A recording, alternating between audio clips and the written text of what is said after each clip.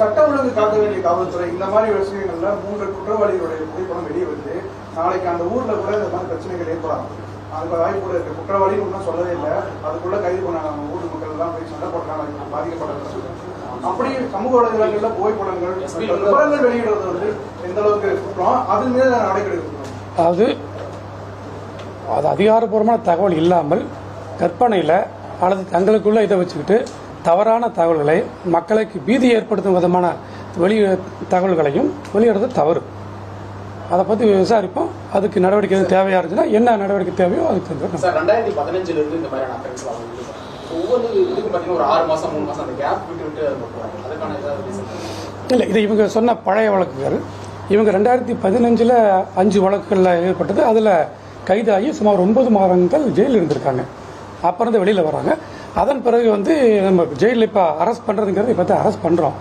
இடைப்பட்ட காலங்களில் சார் நாங்கள் சில வழக்குகள் பண்ணியிருக்கிறோங்கிறத சொல்லியிருக்கிறாங்க. கொலை பண்ணியிருக்கிறோம், திருட்டு பண்ணியிருக்கிறோங்கிறத சொல்லியிருக்கிறாங்க. அதுக்குரிய மேற்கொண்ட விசாரணையில் தான் நம்ம பண்ணக்கூடிய விசாரணையில் நமக்கு என்னென்ன தகவல்கள் கிடைக்குதுங்கிற அடிப்படையில் அதை நம்ம கன்ஃபார்ம் பண்ணி சொல்லணும். சுமாராக ஒரு 10 வழக்குகள் பக்கத்தில் சொல்கிறாங்க.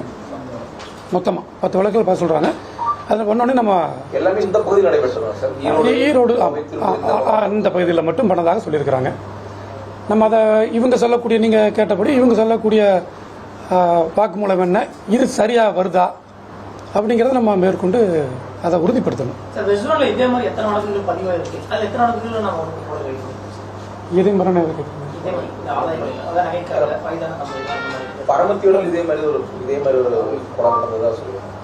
நீங்கள் நாமக்கல் மாவட்டம் செக்அப் பண்ணுறேன். இங்கே ஈரோடு திருப்பூர் மாவட்டங்களில் நீங்களே கூட முன்னாடி இருந்தீங்க. இதுபோல் இந்த சிவகிரி வழக்கோடு சேர்த்து இதுபோல் 7 வழக்குகள். அது இல்லாமல் ஒரு டெக்காய்டி வழக்கு. அதில் வந்து அவங்க இறக்கல டெக்காய்டியாக அரைச்சுழப்பக்கான ஒரு கேஸு. அது மாதிரி கேசஸ் ஆகிருக்குது. அதில் வந்து முன்னாடி வந்து ஒரு 5 வழக்கா அந்த கைது. அதில் கைது 5 வழக்கில் கைது பண்ணியிருக்காங்க. அது சென்ற ஆண்டு நடந்தது. இவங்க வந்து இவங்க குற்ற எண் இதெல்லாம் இவங்க சொல்ல முடியாது இல்லையா. இவங்க இந்த ஏரியாவில் பண்ணேன் சார், போன வருஷம் பண்ணேன் சார், இப்படி தான் சொல்லுவாங்க. அப்போ அதை நம்பி இவங்க சொல்லக்கூடிய வருஷம் என்ன, நாள் என்ன, இவங்க சொல்லக்கூடிய பகுதி என்ன, அது எந்த காவல்நிலைய எல்லையில் வருது அப்படிங்கிறத நம்ம தான் அசென்ட் பண்ணணும். அப்போ அதுக்கு நமக்கு விசாரணைக்கு கொஞ்சம் டைம் தேவைப்படும்.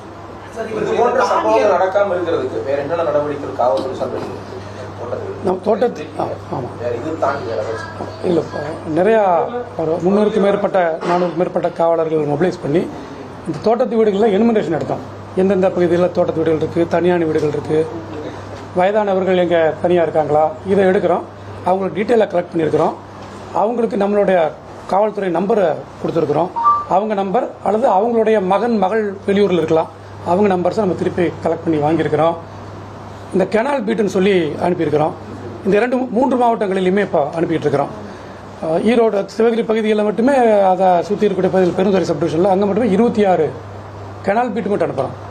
இது இல்லாமல் பட்ரோல் வெஹிக்கிள்ஸு, இது இல்லாமல் வெஹிக்கிள் செக் பாயிண்ட்ஸ், இந்த மாதிரி இது பண்ணிட்டு இருக்கிறோம்.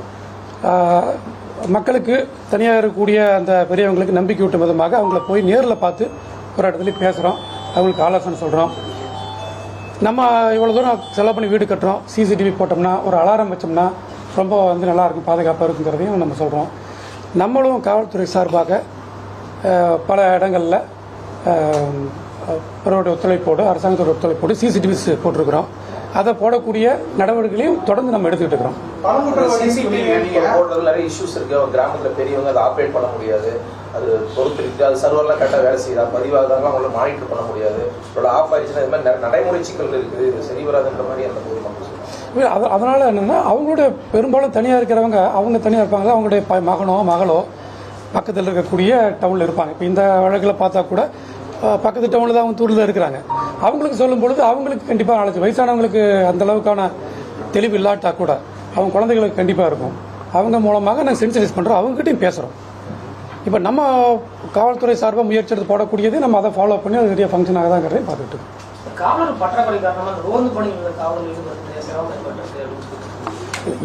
இருக்கக்கூடிய காவலர்களை வைத்து நம்ம சிறப்பு பண்ணிட்டு இருக்கோம். தேவை ஏற்படும் பொழுது பக்கத்து ஸ்டேஷன் இருக்குது, பக்கத்து சப்டிவிஷன்ஸோ மாவட்டங்கள்லேருந்தோ நம்ம காவலர்களை கூடுதலாக எடுத்து எங்கே தேவையோ அந்த பகுதியில் பயன்படுத்தி போதுமான அளவுக்கான பாதுகாப்பு பண்ணிட்டு இருக்கோம். இந்த கிணறுல போட்டுருக்கா சொல்லிருக்கீங்க, செக் பாயிண்ட் வச்சு பண்ணிருக்கீங்க. இது இன்னும் தொடருமா? எத்தனை நாளைக்கு? அது நாள் நம்ம ஃபிக்ஸ் பண்ண முடியாதுங்க. நம்ம பாதுகாப்புங்கிறது நம்ம தொடர்ந்து செய்ய வேண்டிய கடமை. அதனால இதை நம்ம தொடர்ந்து செஞ்சுட்டு இருப்போம் எல்லா பகுதிகளிலும்.